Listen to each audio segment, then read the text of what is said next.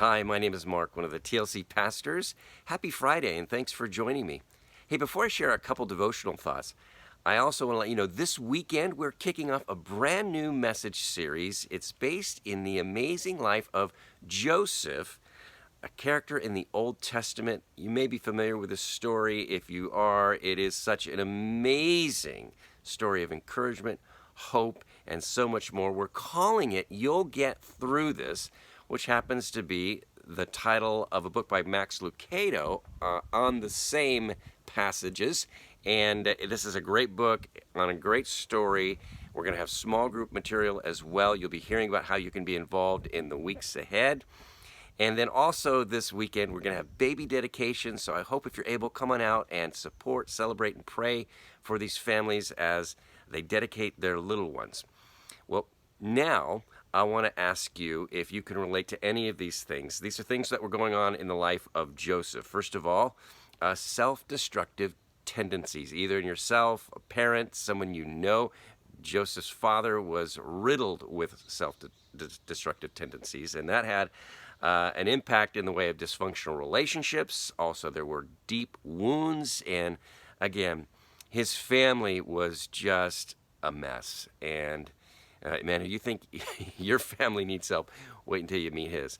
Also, in addition to things might be going on internally in our families or in our relationships, there are difficulties that are beyond our control. That's also a part of the story.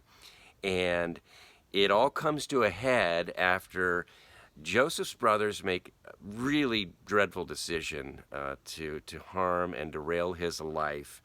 And yet many years later, Joseph would rise to a place of both prominence and power, and God would use him to literally save the known world, or at least the biblical world, from starving to death in the wake of famine, and it includes his own family.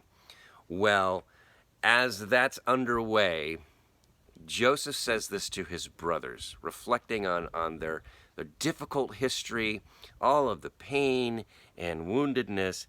He says this in Genesis chapter 50 at verse 20. He says, "You intended to harm me." No other way to put it, guys. You intended to harm me.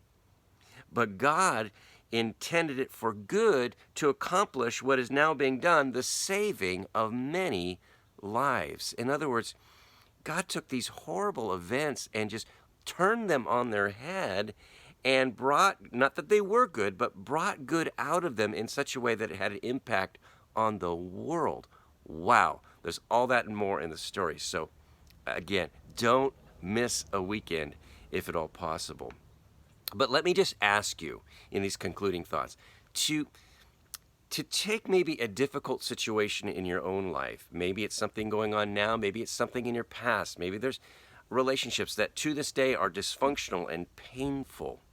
And let me encourage you to bring alongside of those things the reality that God isn't finished with you. God isn't finished in those situations.